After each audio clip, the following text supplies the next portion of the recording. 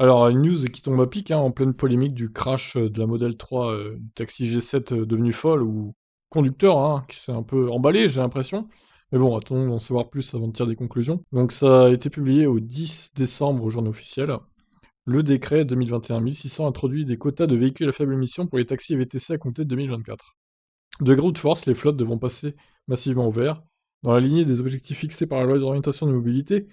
Pour les flottes de l'État, des collectivités et des grandes entreprises, le gouvernement vient de publier un nouveau décret centré sur les taxis et VTC. Donc ce décret prévoit des taux d'incorporation minimum pour les véhicules dits à faible émission, soit des véhicules émettant moins de 50 grammes par CO2 de kilomètre.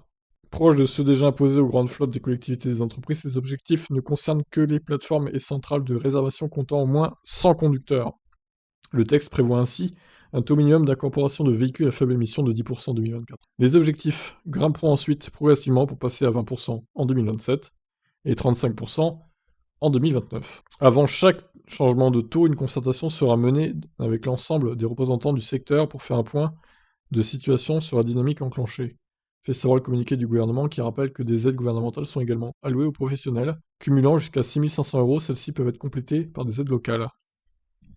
Donc voilà, une news qui tombe à pic, hein, vu les circonstances, on va dire. Alors certains taxis et certains VTC sont peut-être anti-VE, vu ce qui s'est passé surtout, mais voilà, je crois qu'il faut pas rejeter la faute sur la voiture, je pense vraiment que c'est le conducteur qui a blâmé dans l'accident qu'il y a eu à Paris.